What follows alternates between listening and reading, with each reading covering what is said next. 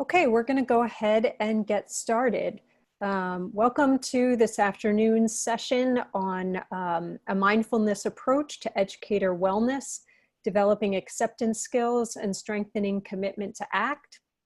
We're very happy to have you with us today and have Dr. Ahmad Zahir with us as well.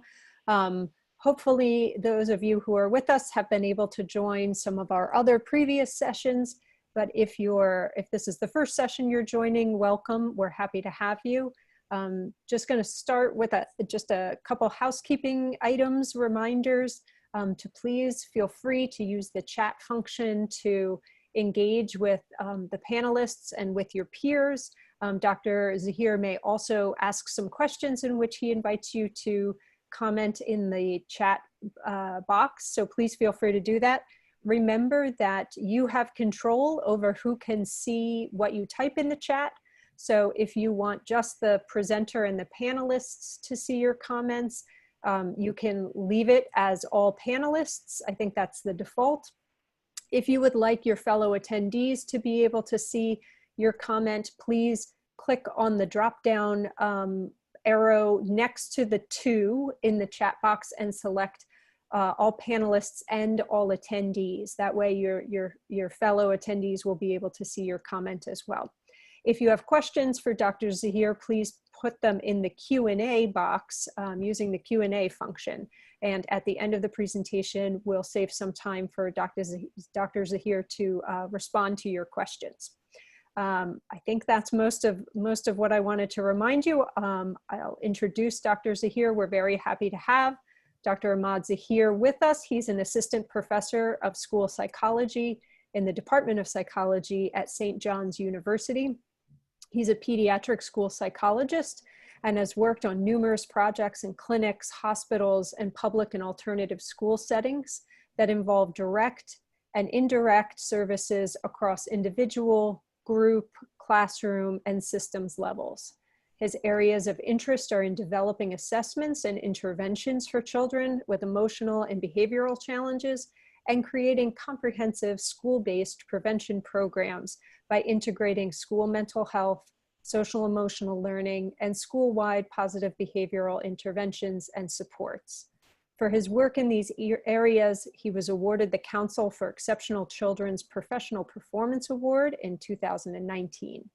Additionally, Dr. Zahir sits on the steering committee for the national group Family School Community Alliance, which is an organization dedicated to creating robust collaboration and engagement across schools and family and community settings.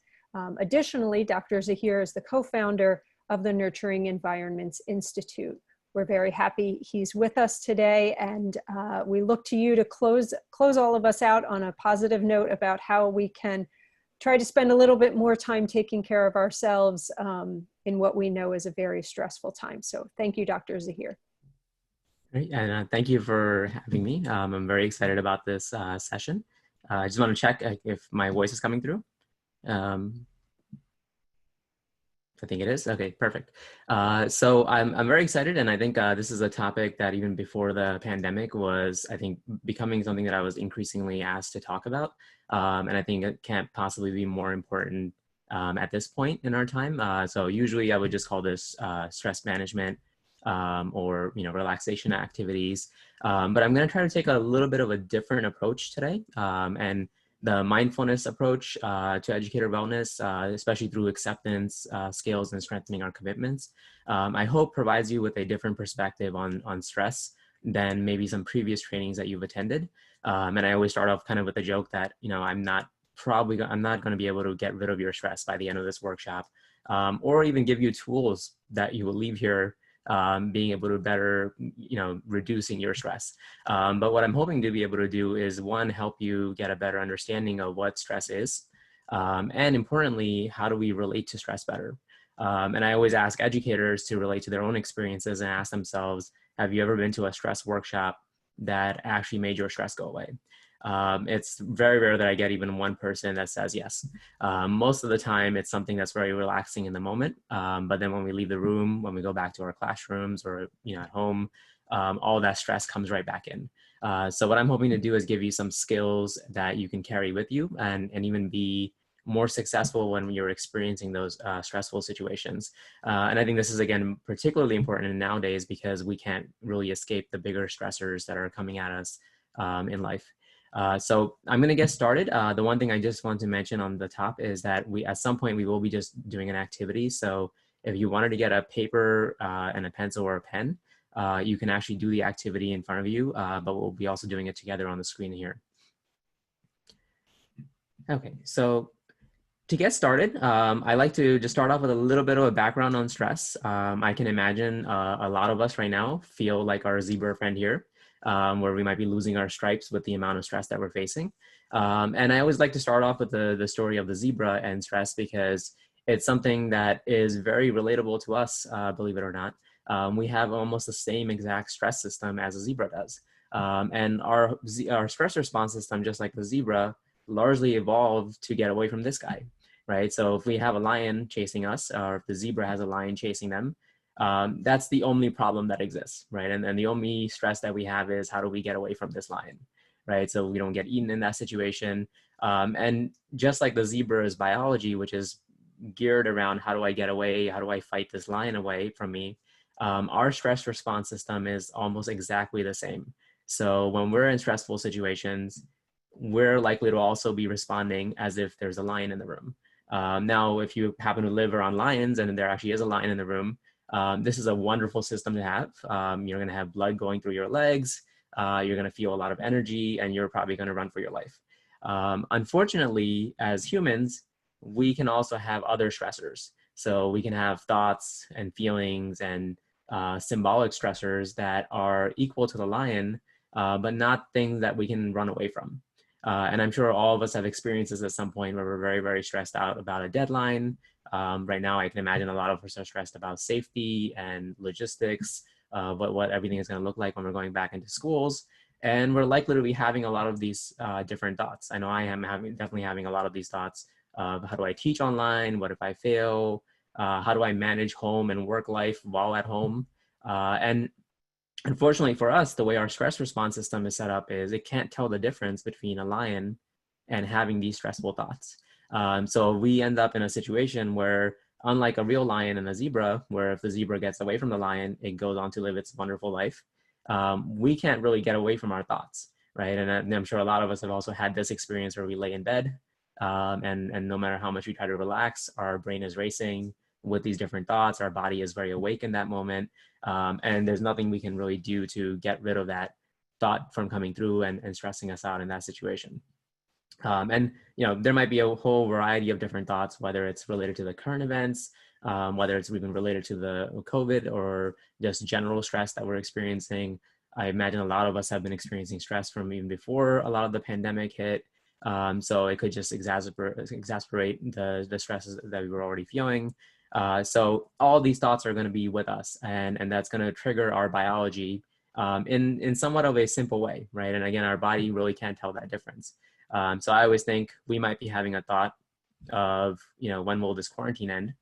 And our body is going to be thinking lion, right? And that's the only function it has. So we're going to start to see increased blood flow in the legs, which is not helpful in answering the question of when will the quarantine end. We're going to have increased heart rate, and we're going to have shutting down digestion. I can tell you right now that I'm a very nervous presenter. So as soon as I start presenting, my heart is going up.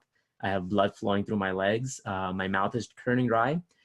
These are not helpful things for me to present, but they're wonderful things to get away from a lion. So this is kind of the system that we're given, right? So this is our bodies. This is how our body is going to respond to stress. And this is why I'm going to try to walk you through a series of strategies that can help us not get rid of this stress system, because we can't. And it will come in handy if we do encounter a lion. But also, how do we remain more functional? How do we make sure that we use the system in a way that's going to help us rather than something that can get us into really harmful situations?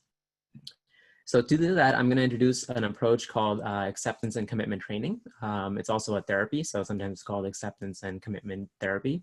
But since we're not doing therapy today, we're just doing training, so I'm going to stick to this one. And this is really, in terms of the acceptance piece, is to help us relate to our own experiences in a more flexible way. So if we are having a lot of those thoughts, a lot of those strong feelings, how can we relate to those feelings in a more flexible way? And then how do we use that flexibility to move towards the things that are important for us in life? And then the last component here is practice. And the practice piece is a really important one because, as I was mentioning earlier, chances are, even if you do the exercise here today, it's not going to be something that's going to just make it magically better. But it is something that we have to practice on a regular basis. I often compare it to running. So if we want to get, if we've never run before, but we want to get better at running, we have to do it every day, right? And if we stop running for a month, we're going to get worse at running. So this is something that is a training and a practice that we can make as part of our everyday practice, and something that we can continue to do and get better at. But the less we do of it, we're also going to go backwards, right? And we'll lose that kind of flexibility the less we actually practice it in this situation. However, I'm aware that we probably don't have a huge amount of time during our day to practice. So you'll see, I'll give you some strategies of how you can do it very briefly, all the way down to maybe a minute of your day, but something to kind of keep you going every single day. So what I'm going to do next is our activity, which will actually walk you through this approach. And it's actually called the ACT matrix. And this is where your paper and pencil will come in handy. So I'm going to actually show you the diagram for this activity. And it's a simple plus sign. It doesn't have to be a dotted line, but on the horizontal line, if you can draw arrows pointing in both directions, in the left and the right. So if you do have a piece of paper in front of you, if you want to, you can draw this out, and you can work privately in front of you. But in a moment, I'll be asking you to also participate as a group. So if you feel comfortable, we'll have you participate through the chat. Okay, so what I'm going to do is quickly just explain this diagram before we get started. And so the first thing I want you to notice, and if you want to write it down on the top, we're going to put our 5 senses. And this is going to indicate that the top part of our diagram here is the world of our actions, or sometimes I'll call this our outside view. So these are the things that we can sense through our 5 senses. So that's going to be the top 2 squares. And to get a better sense of this, I'm actually going to pause here and just do a mini exercise of getting in touch with our 5 senses right now, and just kind of bringing ourselves into the moment by doing a very, very quick mindfulness exercise. And again, this is something you can do at your desk. If there's parts of it that are difficult, that's okay. You can skip individual parts, but we're just going to quickly walk through our 5 senses. And the first thing I'm going to ask you to do is to find 5 things that you can see in your current environment. It could be anything around you. I'm noticing my computer. I can see my phone here. I have old erasers on the desk for some reason, so I'm noticing those.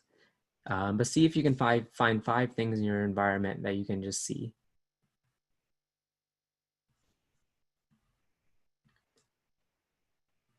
Okay, and the next one, we're going to look to see if there's 4 things that we can touch in our environment. So I can touch my desk over here. I can even feel the clothing, my shirt that I'm wearing. I'm sitting barefoot, so I can feel the carpet on my feet. So it could be anything in your environment, the 4 things you can easily touch in your current setting.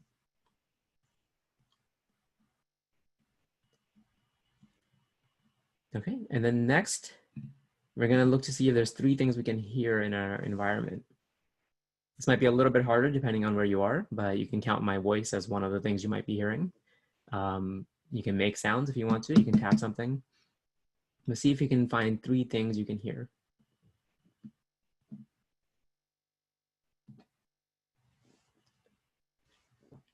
Okay. And then the next one, this might be even a little bit harder. We want to see if there's 2 things we can smell in our environment. I'm just finishing up lunch, so I can still smell the food that we were making. But there might be just other smells in your environment. So see if there's 2 things you can smell.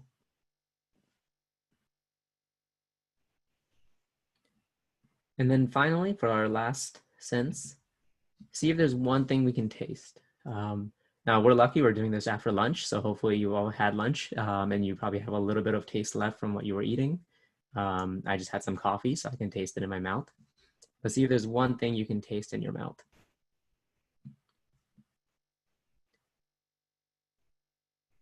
Okay. So hopefully that was enough time, and hopefully even if you weren't able to do all of them, you were able to get at least one or two of the senses. And that's just to bring us a little bit into the mind of thinking about our five senses on this diagram on the top.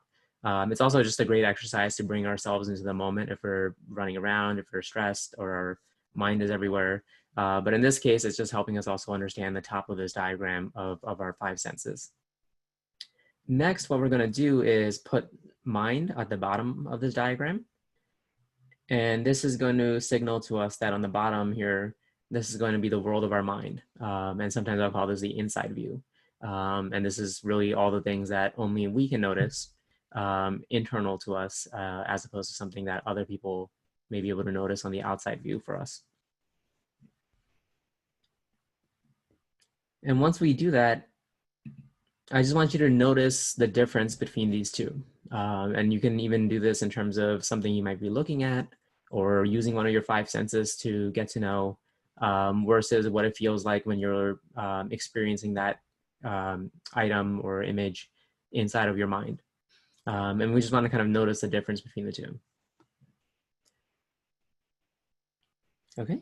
And then next, what we're going to do is we're going to go left to right now. So on the left side, we're going to actually put away on top of our line here. And this is going to indicate that on the left side, we're going to be looking at things that we want to move away from, or things that we want to get away from. So I can certainly think we all probably want to get away from this quarantine at some point, and even more so get away from the virus, and all the other, maybe some other things that are stressing us out. But all the things that we might want to get away from, things that make us move away in these situations. And then on the other side, we're going to write towards on the line. And this is going to indicate the things that we want to move towards, or something that we want to get closer to. So again, I'm going to keep using the quarantine as an example, but I'm sure we're all looking forward to the time when we can all go back to some form of normal, in terms of the quarantine ending and being back in person. But again, it could be anything in your life that you would want to move towards or get closer to. And just like we did with the five senses in the mind, we just want to notice the difference. And you can even take a second to think of examples of things you want to move away from and how that feels, and then also things that you want to move towards and how that feels different when we're moving towards something versus moving away from something. I sometimes use the example that it could even be the same exact thing.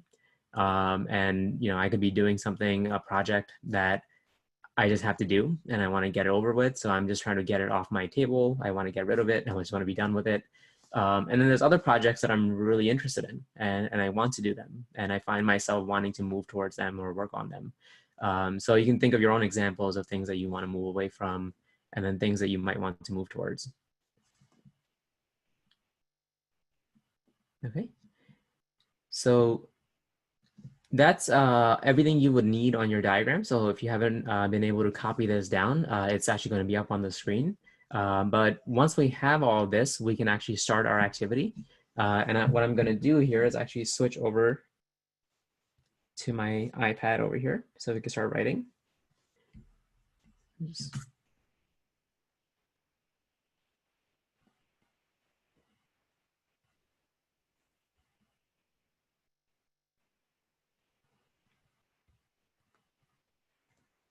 Okay.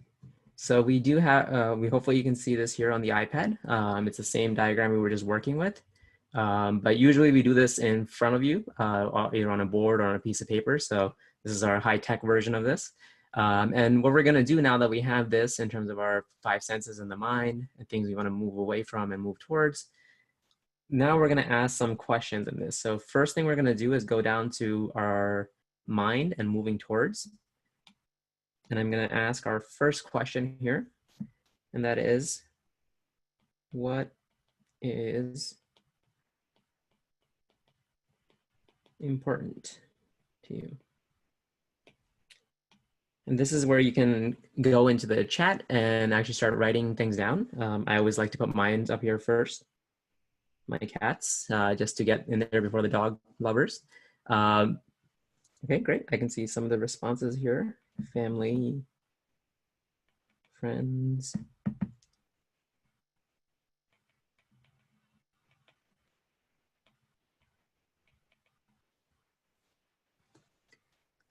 We've also got health, and it looks like we do have some dog lovers out there. Yeah.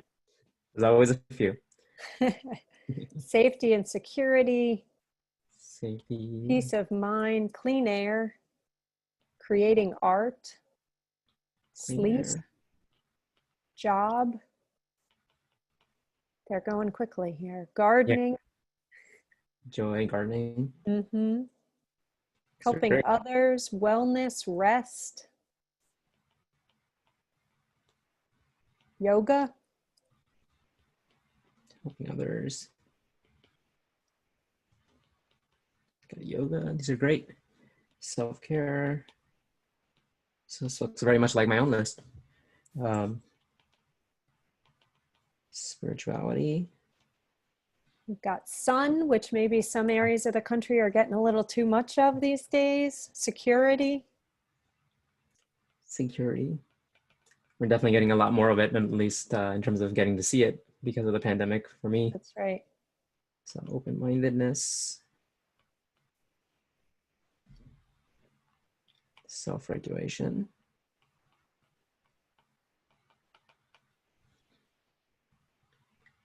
You also see belonging and accountability. Peace. Community, connection. Yeah. There's a baker out there. So baking. Mm-hmm. Wonderful. I think I saw accountability was one of those. Mm-hmm. Mm-hmm. Accountability. Oops. So time to self. I think we have job on there. Mm-hmm. Knitting and creating things.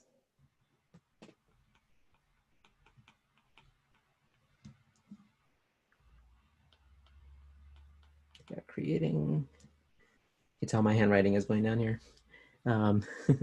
Hunting and fishing. A lot of good hobbies. Financial security. Meditating.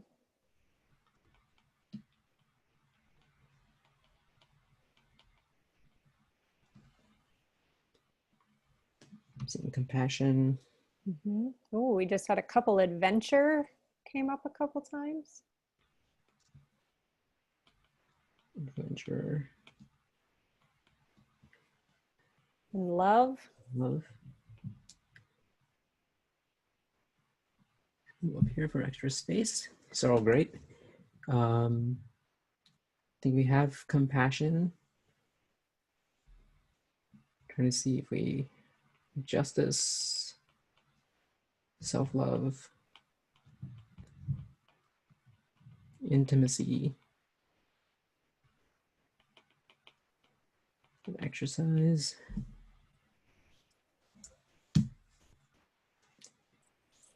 Great. It looks like we'll put fairness on here. Laughter. These are wonderful. These are actually, I'm seeing a lot of new varieties of the ones that I typically get. So these are all wonderful responses. We have justice, all and equality. We have Tai Chi.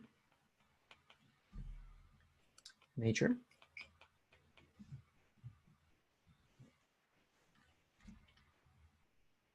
Sanity. It's probably more important nowadays than before. Horses.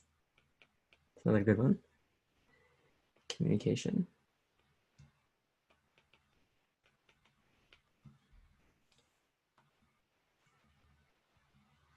Closeness.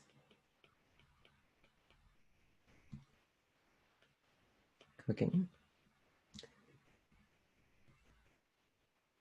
Oh, these are wonderful. So what I'm gonna do, just because we're running out of space over here, if I see any more coming on, I'll try to fit them in there.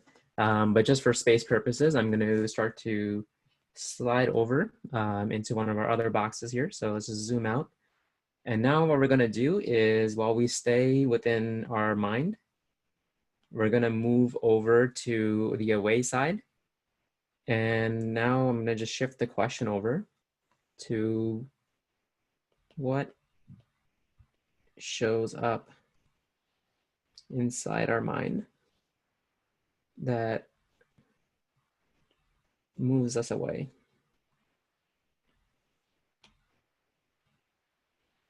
And here again, I'll put mine on here, which I'm sure a lot of you may share, is anxiety. So these could be thoughts, emotions, sensations, um,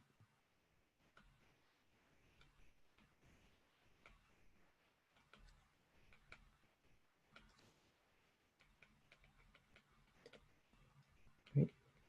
Anger, good one. Fear of change. Oops.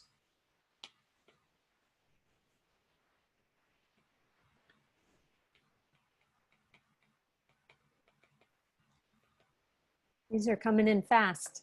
Yeah, right. Yeah. Challenging my writing speed Mm-hmm. here. That's great though. They got a lot of people, a lot of things coming in. Some of these I'm seeing are, I'm going to translate them. So lack of rest might be showing up as tired internally. Lack of control might be feeling not in control.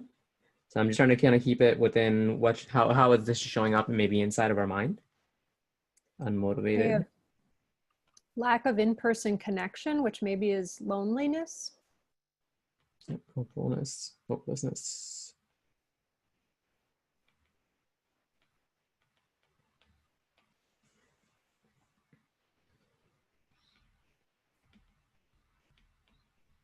Maybe some withdrawal. Taking things personally.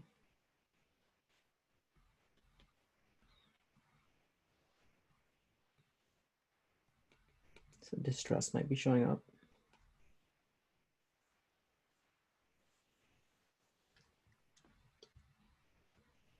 We have worry. Worry.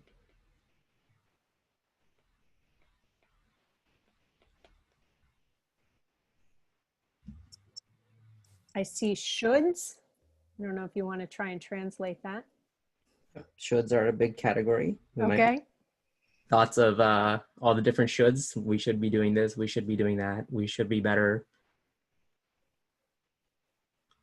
And guilt. So self-talk. I apologize if I'm missing some of these. I'm just trying to grab most of them. Failure. So maybe this could even be a memory. I know whenever I'm doing something new or old, even memories of past failures often show up. It could even be physical health issues that are showing up. So it might be pain.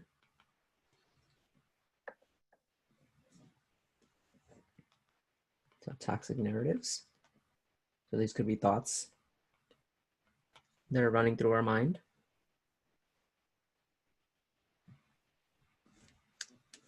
Are there other ones that I've missed? Burnout. Burnout. Mm-hmm. Sadness. Do you have overwhelmed? I don't think we have that yet. But yeah, overwhelmed. Shame. Shame is a good one. And we have Boredom. Guilt. Boredom. Emptiness. Oh, that's a good one. Mm-hmm. Something I can relate to during this kind of pandemic. Vulnerable. Restlessness. Restlessness.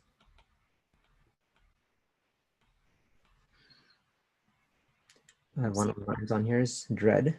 Mm-hmm. regret. I've seen a couple procrastination. Do we have that already, or pro? And this again could be many things. It could just be not wanting to do anything.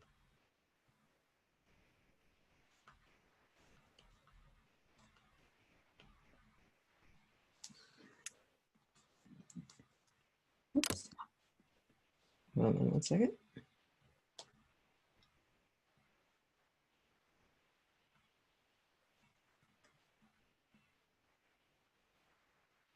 Sorry about that. Looks like we've got discombobulated. Discombobulated. This is going to Great change word. my spelling. This is where I'm certainly feeling a lot of nervousness writing and spelling in front of teachers and educators.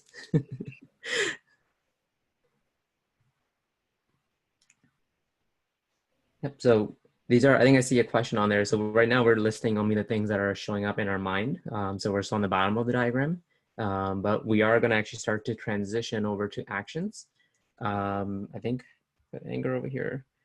And again, just for space and time purposes, we're going to try to move forward. The one thing I will put on here is one of my favorites, which I think a lot of us may experience or even sometimes is a little bit more hidden, is even excitement. And sometimes, depending on what the excitement is for or which in the moment, it can actually be something that at least moves me away. If I'm too excited about something, even though it's a positive thing, it's still something that might be in the wrong direction. So sometimes that itself can be something that shows up that moves me away. I had more along the lines of maybe obsession. I see too intense. Great, wonderful. These are wonderful, wonderful additions to our list. I'm just gonna zoom out here to again show that we're still on the bottom of this diagram. And now what I'm gonna do is move up here and ask our questions at the top of the diagram. So this is where we're getting into the outside view. And now we're gonna really look at our actions. So the question up here is going to be, what actions move us away from those things that we find important? So same thing here, if you can think of it. And again, I'll put mine on here first. Say fancy word for procrastination is Netflix. See, overscheduling.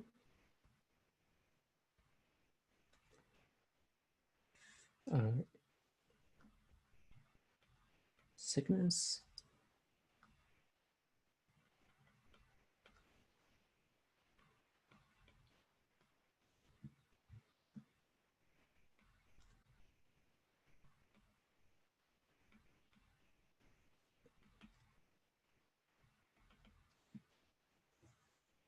Right. I think some social media here. I'm not asking for help.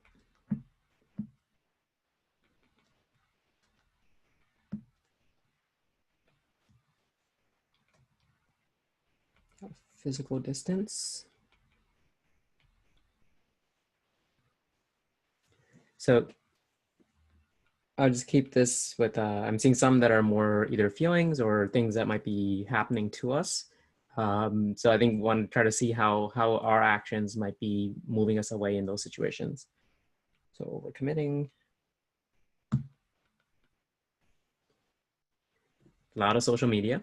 I can relate to that.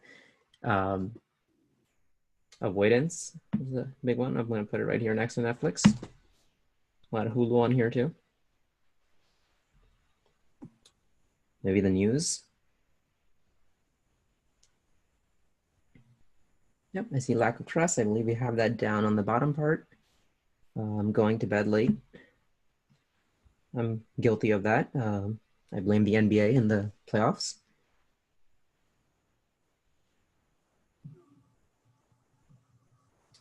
See, stuck in indecision.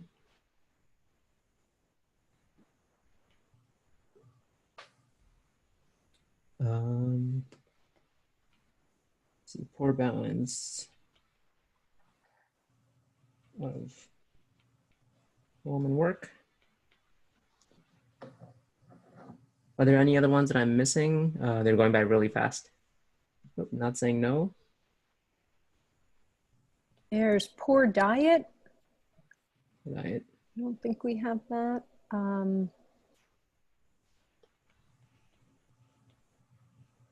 Chores. Chores. I saw not prioritizing. A good one. Not setting boundaries. Yep. Arguments, yeah. Not setting boundaries.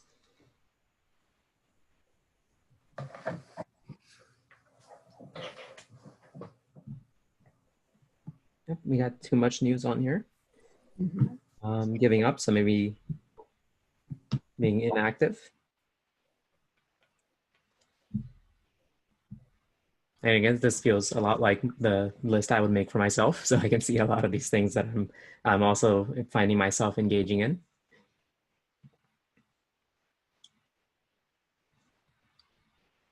Okay, so maybe see you need to be always right. Maybe put that under arguments. I often call that the writing reflex. You want to be right all the time. So I see some urges that are being listed, so I'm just going to put that in the mind. So urges to solve. I can relate to that too. Getting a lot of requests to solve people's problems or even other people's emotions. Any other actions that we're finding ourselves taking that are moving us away from those things that are important to us?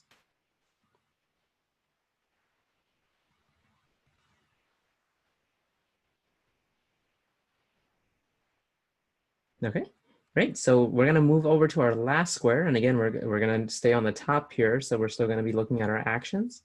And by now you can probably guess what our last question is, which is what actions are moving us towards what's important to us.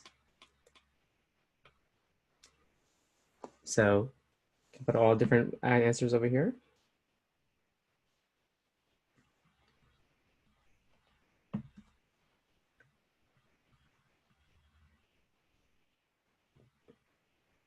Positive feedback.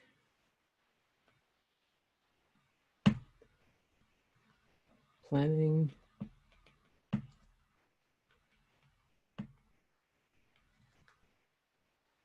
Serving others. Being creative.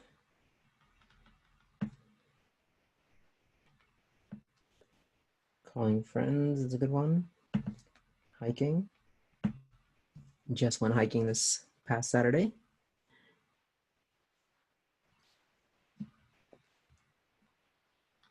I'll put following schedule next to the scheduling. Laughing.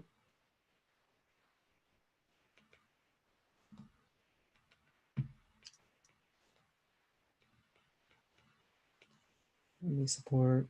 Coloring is one of my favorites. Seeing virtual church. Sleep. Another one of my favorites. I see you went right by the playing with dogs because you're a cat person. Well, you know, we'll put both of them down. Playing with dogs and cats.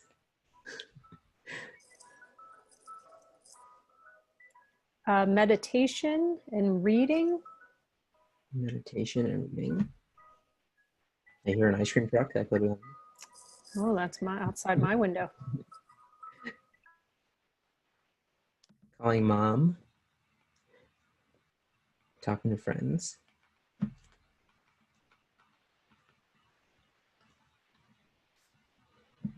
Thai food.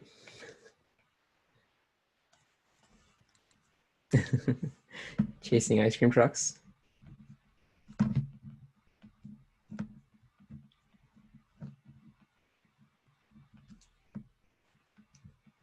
Reading Bible.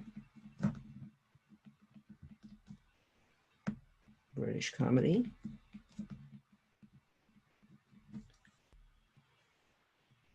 Reading books.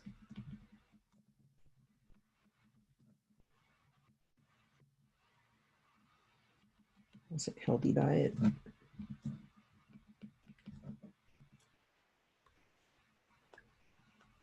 I see going to Disney. Time.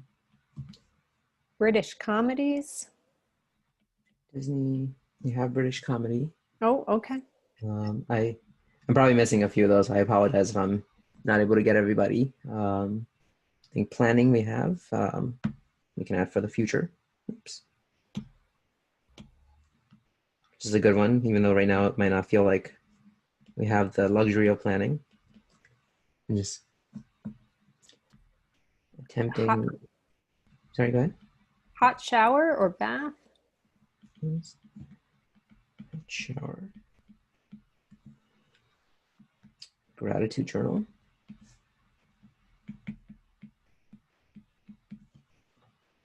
Setting boundaries.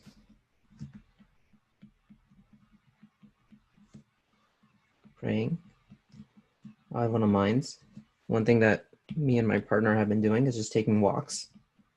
And that's like one of the only constants we have, but it's, unless it's raining, but photo journaling.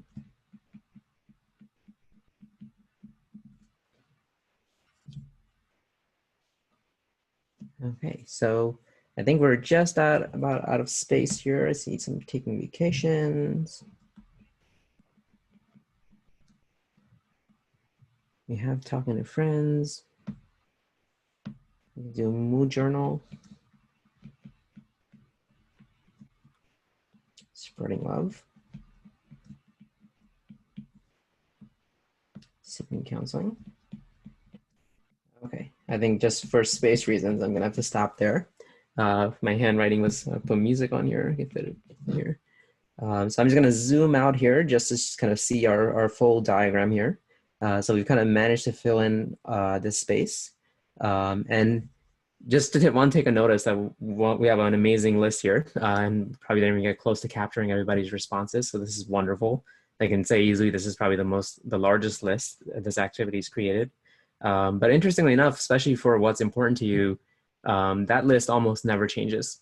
It's almost always the same, no matter who I'm doing this activity with, in terms of what are some of those core things that we all find important in our life. And I always give the one exception, which is first graders, which is the youngest group I've done this with, where there was a lot of Barbies and trucks that were important to them. But even them, if you ask them enough follow-up questions, we got a lot of moms and friends. So it's something to just take a notice of just even how many of those things that we might have in common. And even on the side of the away moves that we might be making, whether that's internal to us or external to us, I would not be surprised if a lot of us share some of those things that are showing up inside, as well as some of the actions that we end up taking, whether that's away or moving towards those things that are important to us. But one other thing I wanted to quickly point out was that we might also find ourselves in certain situations where we start to feel something, maybe even something like guilt, and that actually leads to things like arguments. And we find that sometimes the things that are showing up inside of us are actually triggering some of those actions that we're taking to move away, or even the opposite, where we get into an argument and we feel guilty as a result of it. And we can find ourselves almost even in a loop over here of things that are either showing up inside or actions we're taking that lead to things that are going to show up inside of us. And we can easily find ourselves, depending on the situation, in a spiral where we get stuck in the situation where, our guilt leads to arguments or arguments lead to guilt. But we find ourselves stuck or trapped in this situation on the left side of this diagram. And one of the parts of this activity is to really just help us notice in our own lives when we're stuck in some of these cycles. It's not meant to be judgmental. I can tell you, I get stuck in these cycles all the time. It's part of being human. A lot of my cycles often involve Netflix and feelings of going down to feel anxiety. And the more I watch Netflix and procrastinate, turns out it's not a great way to get rid of the anxiety. So I watch more Netflix, and I can find myself getting overly stuck in that cycle and, not attending to other parts of my life. And what we want to be able to do is take a mindful approach and really remind ourselves of what's important here, and move towards those actions. But importantly, and going back to what I said in the beginning, chances are we're not going to be able to live a life where these things showing up inside are things that we can get rid of. So feelings of anxiety, tiredness, frustration. And what we want to be able to do is when these things show up, noticing that these things are showing up. So going to our noticing in the center here. And as we notice that this is happening, also noticing that we have a choice. We can still choose to take an action that moves us towards, even if some of these things internally to us are showing up that maybe in the past have sent us into this loop. So we might notice that guilt is showing up in a particular situation as it has in the past. And we might even notice that we're starting an argument in that situation. So if we're able to notice that in the moment, we can also start to shift our behavior over to the things that might move us towards what we find important. So I think there was a lot of mention of relationships and family and friends. And so if we're having an argument with someone we care about, that might be a time to notice that we're in that argument. It might be noticing that we have a lot of anger or frustration, and then looking to see what are some actions we can take in this moment that's going to help us move towards what's important to us. So at the basic level, that's actually our whole exercise. And if you've done mindfulness before formal meditation, this is another way to do it, but on a piece of paper. So if you're not maybe fond of formal meditation, this is really to still bring you into the moment and bring you into what you're noticing internally as well as externally. And even just doing this over and over again without actually doing any kind of other additional strategy can help you become better at noticing. I've done this with students and I do this with myself as well. And sometimes I see this activity visually in my head. I've had students actually draw it on a beach where they just draw a plus sign and then they take a picture and send it to me. And I'm not entirely sure how many times they're actually sitting down and writing all this, but it's something that sticks with them in terms of a way of looking at their experience. So I'm actually going to just go back to our slides here, and I'll take a picture of this and send this afterwards. So you have our product here.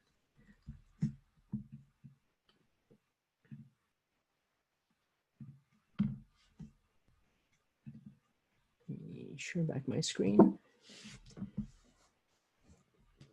So that's the initial part of our activity. There's obviously a lot more in terms of what we can do. So just as a quick review, once we have this diagram set up, we can start to sort our experiences across this diagram by asking ourselves these questions, or others with us, of what do we value or what's important to us. What are some stuff that shows up inside of us that moves us away from what we value? So it could be our thoughts, our feelings, memories, sometimes even sensations. And then asking what actions are moving us away from what we value, and then also what are some actions that are moving us towards what we value. And the more you do this activity, the more you might start to notice that there's certain places where you find yourself getting into a cycle or getting into something I call these traps, where we find ourselves in a very sticky situation. And it's usually related to the things that we actually find important. So I imagine to some extent, we all have the value of work ethic and being responsible, but given overwhelming levels of stress and anxiety, it's going to be a lot more tempting to hit that snooze alarm, getting up late. And again, that's actually a very natural response. I'm not going to say I've never hit a snooze alarm or been late to getting up in the morning, but it's something that we can find ourselves getting increasingly trapped in, especially in the times that we're living in where there's a lot more stress than we normally would be experiencing. And what we want to be able to do as we notice this is maybe even noticing from the beginning of what our values are in this situation, finding ways to start shifting our actions towards things that are going to move us towards what we find important. So maybe this is getting up on time, if that means setting 2 alarms or finding other ways to get up in the morning, finishing important tasks, keeping our commitments. So whatever that looks like for us in our life, finding ways to notice that we might be getting stuck in different cycles. And even if we're facing some of those things that are showing up inside, by noticing them, we can at least put a little bit of our distance where it allows us to choose which action we're going to take in that situation. So as a diagram, I often just give this very simplified version of where we might be getting stuck and how we can move towards our values. But there's a lot of different examples depending on your personal situation. So, depending on what you put down here in terms of what you value, I can think of in our current situation, we probably all value our safety and our health, but we also probably value a lot of our personal connection. I know when I'm feeling stressed, some of the best things that help me is being around the people that I love. But in our current situation, we've noticed that a lot of people that are feeling that stress and anxiety over COVID tend to want to go be with the people that they are probably better off distancing from. So I know early on in the pandemic, we saw a lot of people, especially I think in like New York City, that were going out to parks with their friends as a way to combat their stress. But it's probably not moving them towards their value of safety and health in those situations. So even in a situation like that, where it might require some creativity, we can find other ways to connect, setting up some online interactions, or other ways that we can see each other, maybe from a distance in a safe way. But just noticing that sometimes if we're in a situation where the stress and anxiety is moving us maybe in a less helpful direction, how can we notice that we're doing that and then start to shift towards something that's going to be more helpful? I know I did this personally myself. We actually did some online painting classes or met family members through Windows, but we found other ways to be able to connecting with others without sacrificing our safety or health. We can even think of issues of social justice, which is, again, another thing that nationally and even internationally might be on our minds. And we might be feeling a lot of sadness, anger, frustration. I know we had a lot of people saying distrust, toxic narratives, and we might have all these things happening. And I can tell you for myself, my reaction to that was turning off the TV and the media, playing video games I wasn't even interested in. But that was a great way to try to suppress a lot of my sadness and anger. And then even just keeping myself busy with work, right? So once I started to recognize this cycle, I started to notice that I can also take other actions. So whether that's protesting, for me, working at a university, looking to see how do we change some of the rules and structures at university settings, and other strategies that I might have within my capability of enacting change. So depending on, again, what your situation is and what your values are, it's really a personal matter of looking at your own experiences and noticing where you might be getting stuck, and then also shifting over to the things that might actually be able to help you commit to actions that are going to move you towards what you value. So oftentimes I also just give somewhat of a caveat though, when doing this activity. We're very, very good at taking an activity like this and making it another way for us to become very judgmental about our own experience. And one of the best ways of doing this activity is really practicing it with a level of self-compassion. So even if we're looking at our away moves, I often see these as moves that are going to be relieving for us. So they're a move towards relief. So if we're feeling very stressed out, it's a very natural thing to do to go watch TV or do something fun that's going to help us get some relief from the stressful situation. But on the other side, we have long-term satisfaction and contentment. And that's ultimately the thing that we might want to move towards, but also giving ourselves enough compassion to recognize that as human beings, we're always going to be moving in both directions. We're always going to need a break. We're always going to maybe even need to take a two steps back before we start taking some steps towards that long-term contentment in our life. And I think that's more important now than ever because of the extra stress we're feeling.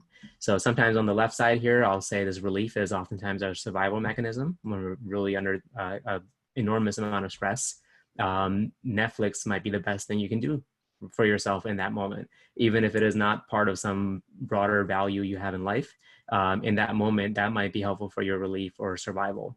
And on the other side, it's the things that are very vital for us, right? Family, friends, relationships, bigger things that, we want to move towards and in the long term, and, but not necessarily in 100% of the time. So as educators, I think there's always a lot of stress, and we can find ourselves across the map.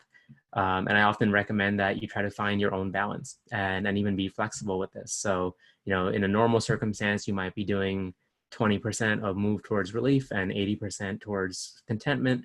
But in the current situation, it might be closer to 40 and 60. where 40% of your moves are towards relief and 60% are towards that long-term contentment. So this can even change over time depending on what's happening. I know for myself, it dropped radically when all this quarantine happened, and I had to really shift over towards finding immediate relief that was going to help me get through certain situations. And as I get better and better at handling some of the stressors, I'm starting to move back towards those long-term contentment and satisfaction. But that's likely to change depending on how the situation is around me. So the thing that we really try to emphasize with this activity is that flexibility is key, and specifically psychological flexibility. None of these experiences are meant to be wrong or bad, but noticing and getting better at noticing in a mindful way of what are our experiences, what are those things that are important to us. And if we notice things are a way that we maybe prefer they're not, shifting our actions to make it more appropriate for whatever our life is calling for in these different situations.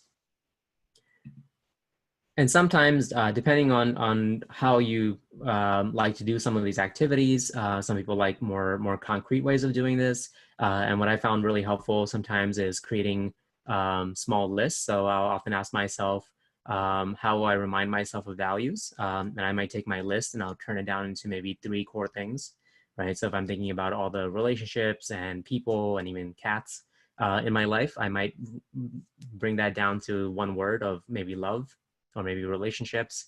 And then I'm going to find ways to remind myself of my values. I often try to do this early in the day to get up in the day and remind myself of what are some of those things that are important to me. On the lower left side, I might do something like a thought or emotion journal. So maybe periodically throughout the day, I might write down what I'm noticing is coming up for me, whether they're thoughts or feelings or just how my body feels in any given moment. And then as I go throughout my days or my weeks, I often write down different goals I have. So what are some away moves that I'm trying to reduce? I can tell you right now, Netflix is top of that list.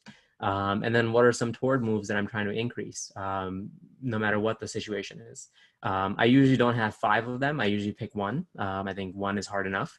So 1 thing I'm trying to reduce and 1 thing I'm trying to improve. But you might find it different for yourself in terms of what your goals might be. But you can do this in a more concrete way if that's something that fits your style better.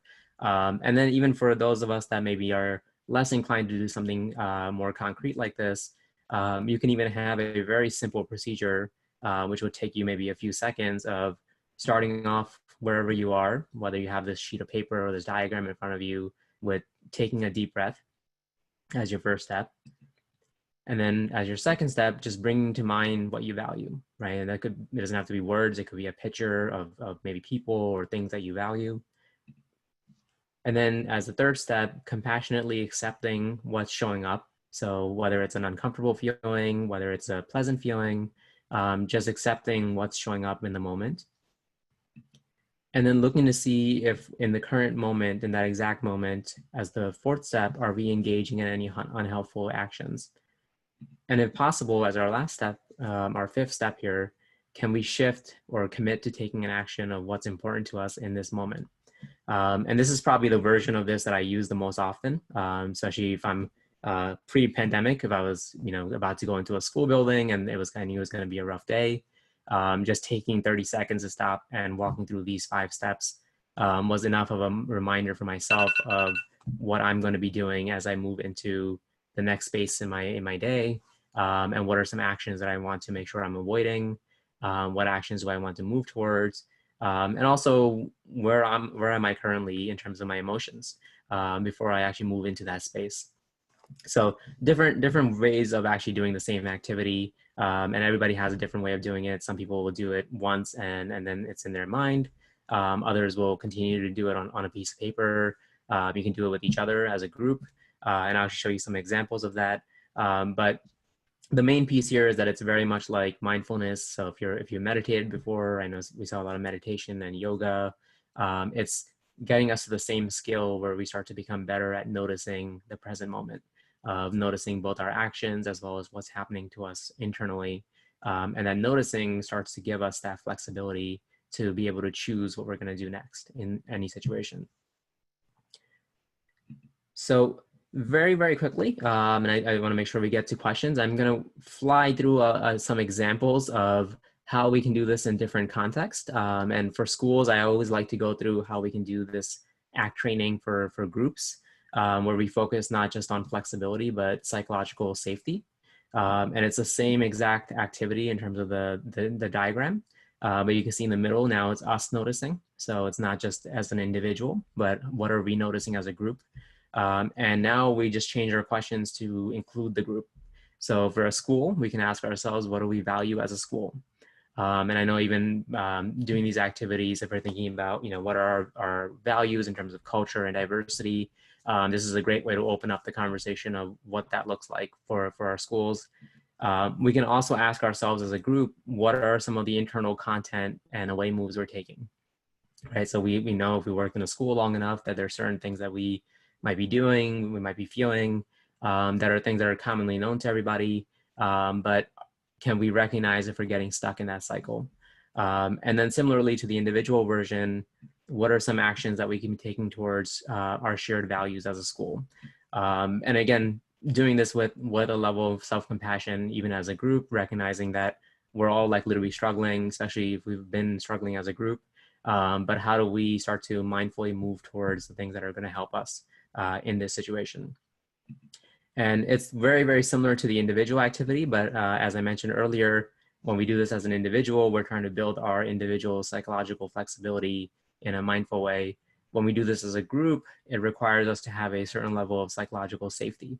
So I know if I'm in a group and I don't feel 100% safe in sharing what are some things showing up inside of me, if I'm worried that someone's going to punish me for it, or people are going to not listen to me in that situation, it's going to make it very hard for me to share. So if we're facilitating this activity as a group, a lot of times I'll go through it as the individual version first. So we're starting to become more flexible, and then agreeing as a group that we want to work towards this psychological safety, so that we're open and we're willing to share, and we're able to look at ourselves as a group, and even recognizing that as any human group, we're going to be making away moves, whether it's internal or external. And the important piece is, can we bring ourselves to notice it long enough for us to commit ourselves to doing things that are going to move us towards our common values? So the task is very, very similar, but just is now getting comfortable with what's showing up inside of us in that group setting. I always like to put this up here in terms of a lot of schools that I work with. Oftentimes we think about how do we move towards more nurturing environment as opposed to a coercive environment. And we've all been in situations where we've been coerced in different ways, or been made to do things that we don't want to do. And we often engage the same thing with students. And again, this is a natural thing. We can't get through our world without having some level of coercion. But a lot of our schools that we work with oftentimes are trying to work towards more nurturing environments. And we can make that our goal if that's what our group value is, and try to figure out on a whole, how do we actually make our organization more nurturing? Another area I wanted to quickly cover was also ACT for children. So it's the same activity that we can do with our students, as well as maybe children that we have at home. And I always like to start off with us doing it first. And it's very much kind of a situation of putting your mask on first. And if you don't know how to do it for yourself, it's unlikely you'll know how to do it for the child next to you, or any individual next to you. But now that we've actually walked through it and did the activity, we can also look at some examples of how we would do this with kids. And I purposely put some examples here of younger children. If you're working with older, middle, high school, you can probably do the activity almost exactly the way we did it. But if you're working with elementary students, it might look a little bit different. So oftentimes I'll use graphics. So I have a heart, what are things that bring you joy, that you love doing? What do you want to do? What do you like? So just simplifying some of those questions. On the lower left side, I'll often put these monsters here, and I'll ask, what are some icky things that show up inside? We might sometimes draw out these monsters and label them anxiety or fear, just to give kids a little bit more concrete idea of their emotional literacy. And then we'll also ask them questions of what are some away moves. If you've ever done the PAX Good Behavior game, we give funny names to these away moves to make make sure the kids don't see it as a way that they're going to get in trouble for sharing away moves. So we'll give it a silly name like spleens. And we'll make jokes. We'll say, you know, everybody poops, everybody spleens. It's a normal part of life. We all make away moves. But how do we, again, bring it into the room where we're able to share this in a comfortable way? And on the other side, we might ask them what their toward moves are, how they're able to surf through their day. And in the good behavior game, oftentimes we'll call this PAX, which is Latin for peace. So what are some of their peaceful moves towards the things that they like and the things they want to move towards? And with kids, again, we'll use a lot more graphics, especially the younger the child is, and help them recognize that we want them to be whole with their experience. When they're flexible, they're able to take in all their experiences, whether they're negative or even painful. And as you can see with the monster over here on the inflexibility side, is kind of scrunched up on the left side of our diagram where they might be stuck there and unable to move towards the things that are important to them. And when we do this in schools, it's always a little fun. Even at the elementary level, you start to see kids even use the language. I've been sitting in classrooms where kids are, you know, talking to each other and saying, "I'm noticing I'm making a lot of away moves today," and then they'll start actually having a conversation about, you know, how they can move towards what they want to do during their day. So it's a nice way to help kids also in a more concrete way start to build that flexibility. Sometimes I'll also embed this activity directly into other practices we have in our schools. So if we're doing classroom expectations and rules, as we often are with PBIS, we can have our classroom values. So we might work on this in the beginning of the year, and we can say, you know, how we're going to treat each other and come up with a short list of what our values or expectations are. And then also on the top over here, we can think about what are our rules of action, right? So what are the things that are going to move us towards what we value? So I just picked a fairly common one where we might say, you know, we're going to use a quiet raised hand to speak so we can hear everybody. So we're not speaking over each other. And we're going to notice when we're doing that. And we're going to maybe even, you know, recognize each other for taking those actions. I also use this activity oftentimes to build in my social emotional learning. So we might introduce the activity and do it with the students as an opening activity. And then afterwards, we might zoom in on one of the squares. So we might say, today we're going to focus on values. And we're going to really look at what's important to us in different situations. And there's all different types of activities we can do here. We can do a value sort where we give them cards with certain values on it, you know, friendship, loyalty, and we can have them sort based on priority, what's the most important value for them, and help them work through what that might be for them in their life as well. For the on the bottom for our away moves that might be internal, this is often a great time to build an emotional literacy piece of looking at what our different feelings might be like, what are some different thoughts we might be having. I know for young children, it's often very difficult for them to separate their thoughts and feelings. So it could be a great example of having them list out what's showing up inside for them and then helping them discriminate between what's a thought versus a feeling, which is itself going to help them become more mindful of what's actually showing up for them in the moment. As we move up into actions, this is where we can do more activities on our spleens or our yucky behavior, things that might be moving us away, and giving students strategies, coping strategies. How do I stop myself if I find myself in an action that I don't want to be taking? How do I take a break? How do I do a relaxation activity to stop myself? And then on the positive side, it might be more focused on goal setting, you know, strategies to help move towards the things that we want to move towards, self-monitoring, all the traditional strategies we might use to help kids better self-regulate towards their own goals. And then broadly, we can embed mindfulness exercises into any of these, where we either do formal mindfulness activities or other activities like the 5, 4, 3, 2, 1 activity for our 5 senses we did earlier, as a way to help practice the noticing skill itself. I tend to stay away from formal meditation. Not that I have anything against it. I do it myself every day. But I often find that it's either hard for children or it works for some children, but not for everybody. So I try to usually pick an activity that's going to be, you can get at the skill of mindfulness, but not necessarily be something that everybody would not be comfortable doing. So whatever activity you pick that's going to help students be more mindful, we'll get at this point of getting better at noticing our own experiences. This activity can also be used oftentimes with perspective taking. So if we're using it with individuals, a lot of times this is just personal perspective taking. So getting to notice our internal experience versus our external experience. But we can do this socially as well. So I've had conflict resolution where if I'm working with a student, they might be describing the situation that got them in trouble or where they found themselves having a problem. So I had this particular student where he's describing to me his outside view where he was staring at a friend. And then he was describing his inside view where he's talking about how he wants to get his friend's attention and he's feeling bored and lonely in this situation. And now his friend, John, the only thing that he knows is his outside view because he doesn't know what John's inside view is. So he's describing what John was doing in that situation. So he's saying, you know, John told me to stop staring and walked away. And this particular student that I used to work with was actually very bad at perspective taking across other individuals. So we would have him guess what the inside view of the other individual was. And it took us many, many sessions, but eventually he started to get better at trying to figure out what might be some feelings and thoughts that John might be having in that situation that explains his outside view. So eventually we came to something like, I don't feel comfortable when people stare at me. That might be a thought that John's having in this situation. And, you know, John might be feeling pretty anxious about this. So this can be used again as a way for building that perspective taking skill and other social skills to help kids recognize not only that they have the outside and inside view, but everybody has the outside inside view.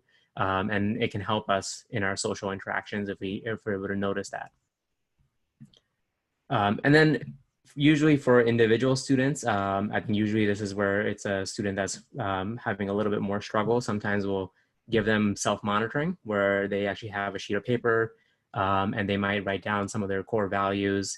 They might use the bottom left square as a thought emotion journal. And they might even do something like a tally on the top where they actually tally how many away or toward moves they're making. And then when they meet with us, they actually write down a percentage and then they review with us on what did they notice? Was it hard? Was it difficult? What can we do better next time that we're working on this?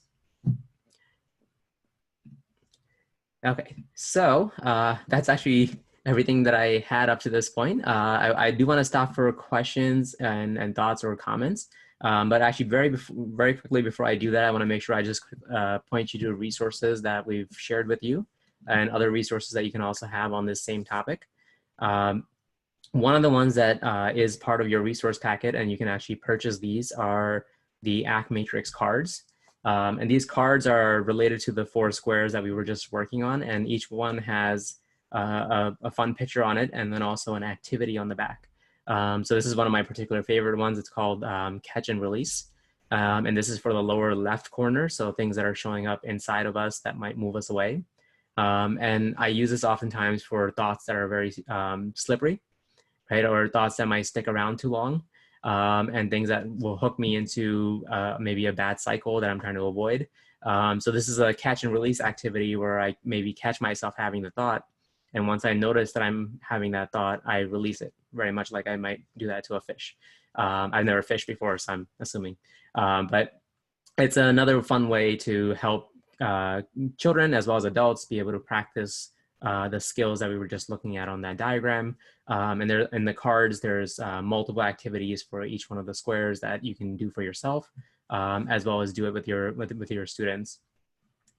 Another great resource out there that I personally use, especially in longer workshops around teacher stress, is this wonderful book on stress management for teachers. It's a much longer book, obviously, and then it has a lot of different activities and suggestions in there. But it's something that if you're able to, I would highly recommend it. It has a lot of wonderful suggestions. It has a wonderful multi-page list of all the fun things you can do. This is just wonderful, wonderful ideas, as well as other activities that can help you do mindfulness exercises and help you with difficult, stressful situations. So with that, I just wanted to leave you with a quote that I think fits our acceptance and commitment piece of, oops, went too far, being kinder to yourself and really having that acceptance of the things that might be showing up, and then letting your kindness flood the world. So making sure that acceptance also leads to some level of commitment on the actions that we're going to take in the future. Okay, so now I'm gonna say thank you for everybody that was attending. I apologize if I missed anybody's comments, but I wanted to also open it up for any kind of questions or other comments that we might have. Okay, Ahmad, our first question is, what is the typical number of responses you get when doing this with a student for each box? So that's a wonderful question. If I'm doing it usually in a classroom setting, it's a lot more for as the kids get older. For the younger kids, I often have to start off with some suggestions of my own. But once they get going, it usually ends up in a situation where I run out of space. So even with younger children, I think once they get the idea of what's happening and they start to feel more comfortable, they'll share out a lot of ideas. Where I don't find that happening is if I'm working individually in counseling. And that oftentimes is a much more difficult process, especially if the individual is experiencing a lot more stress, maybe some mental health challenges, challenges with trauma. So in those situations, oftentimes you might get something as small as 1 or 2 or even nothing, right? They might say they're not noticing anything in that moment. So, yeah. Okay, next question. What is the youngest you can do this activity with? Do you suggest doing this as a group with staff? So in terms of the age, the youngest I've done it with is, I would probably say a 5-year-old, which is my own nephew. I've definitely done it at a very young age, but I think that's where as educators or as mental health professionals, we have to use our developmentally appropriate ways of getting at the activity. So depending on the age of the child, they might not be able to understand some parts of it. So I'll change it a lot depending on what's actually happening. So when I work with very, very young kids, I want to ask them really what's important to them. Sometimes I have them draw it out. So I work with my 5-year-old nephew, where we might be drawing out a burger, and they get to color it in, and that's their way of getting to relate to something that's important to them. And then in terms of the second question, in terms of groups, I personally love doing it as a group. I've done it a lot with either a classroom or a group of students, but also as groups of teachers. Or even working with whole schools. And I find that it's actually a really great way to start to enter into more difficult conversations and even having a formal way of bringing in difficult content that we might not normally be willing to share. So once we go through this activity, it starts to open up the door of us feeling more and more comfortable, more flexible with sharing uncomfortable experiences that we might be having. So that leads us into our next question, Ahmad. What if performing this exercise triggers a student into reliving a traumatic experience? Right. So I think a lot of times what we'll do is we'll make sure that if I'm doing this in a school, we'll have our counselors or other individuals that are that can provide mental health services aware that we're doing the activity, and if they have to, they can actually work with that student immediately if they need to. And what we look at it is that it's almost a, we want to do it in a safe way where if a student does bring up a situation that's very difficult for them, that the teachers have a way of helping the student be guided towards proper services. And this has actually happened to me in situations where it actually didn't turn out to be that serious, and other situations where it was. Most of the time that actually leads to being able to provide services for a student that we weren't necessarily aware of. We always also give students the option of not participating. So either they're going to have a sheet in front of them and they can actually do it privately, or they can participate publicly. And for the students that don't want to do it at all, we can even ask them to maybe put their head down or do another activity quietly. So we always make it voluntary. So it's not something that they would necessarily have to share with us if they don't necessarily want to. And leading into another question about that, when a child is fixated on the emotion of jealousy, how do you get a child to move away from that emotion? Right. So it would be hard to describe specifically, because I think jealousy would show up in different ways for students. The first thing that I would probably do is actually go through the activity a few times and try to see if we can start to notice not just that the child's having the jealousy, but what are some actions, probably I'm guessing some away moves that jealousy might be leading into. And then trying to get the child to actually notice how that jealousy might be impacting their actions. So it might be, I imagine if they're jealous, it's probably maybe around an individual. So that individual might be very important to them. And it might be a matter of noticing that the jealousy leads to actions that don't help them move towards that individual. Depending on how serious it is, a lot of times we'll actually help students create a plan where they have more appropriate, more helpful and healthy ways of being with that individual without engaging in maybe in unhelpful actions through the jealousy. All right, and 2 more questions, Ahmad. Someone is writing, this is really an excellent tool. Have you written more deeply about this? Is there a specific place I can go to read more about it? Yes, and I believe we actually, so one, I should mention that this is not my tool. So both the therapy and the tool are not mine. I'm just using it from much more brilliant people. So it's coming from clinical psychology. And in our resource list, we actually have links to websites and books that are written on this strategy as well. And there's here in Jersey where I am, there's Phil Tenaglia, who actually has a website called The Matrix Goes to School. There's an ACT Matrix Academy. So there's a lot of resources online where you can learn this for free and actually even practice with other individuals. I mentioned Phil because he does a lot of work in schools. So a lot of his specific examples are going to be things that teachers are doing and you can do with your students. So there's definitely a lot out there on there. There's books you can get on Amazon for it, but also a lot of free resources. Ahmad, they're asking you to repeat the websites again that you just mentioned. Oh, sure. Let me see if I can actually type it here too. So if you Google Matrix Goes to School, that's one. It'll get you to Phil Tenaglia's website. There's also the ACT Matrix Academy. So ACT Matrix Academy. Okay. And then a question, I'd love to take this back as a PD for teachers. Any recommendations for protecting psychological safety for that process? Perhaps just volunteer basis participation maybe? So definitely, I think it's something that I would probably recommend as you do it. One, explaining that, this is an activity where you might be sharing things that might be uncomfortable or things that you might not feel comfortable doing. I always, again, like to give the options of saying that, you can not participate at all, participate privately, or participate as a group as you feel comfortable.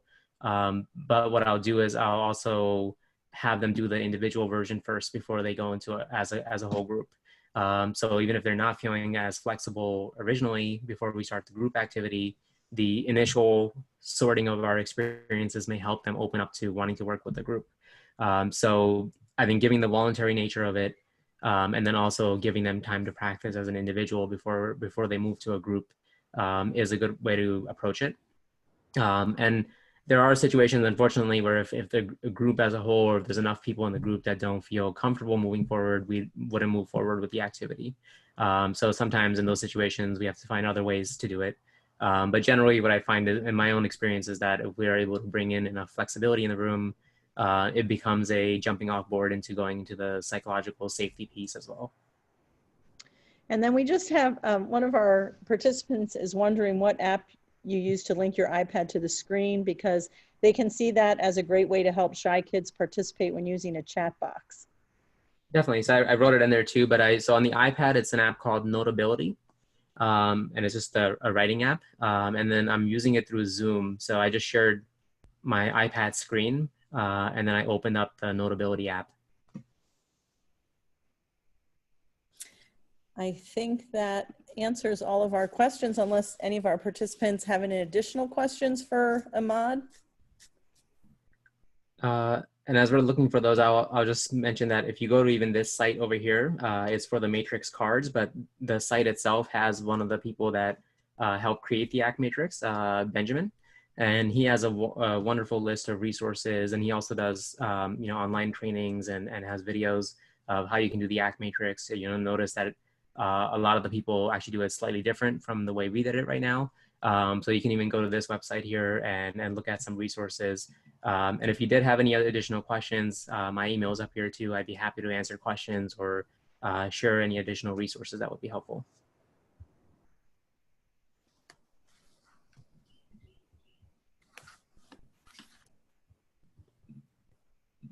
So Anne, I think it's back to you. Excellent. So thank you, Ahmad, for a very wonderful presentation. Really appreciate it. Appreciate all this good work. And I think two observations. One, really interesting application of the ACT approach. I haven't seen that before, so I think it's really wonderful. And number two, just an observation that a lot of the educators here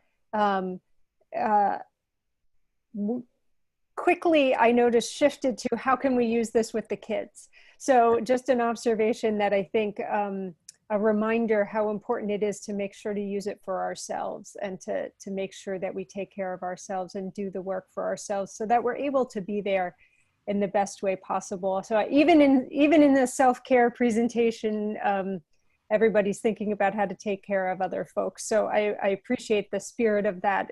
It's really beautiful, but I think just we need to also do our own self-care. And sometimes I think in the situation with educators and I think mental health professionals, oftentimes I think we forget how much even taking care of others helps us reconnect with the values of our compassion and connectedness with students too. So I think it can be a mutually beneficial activity.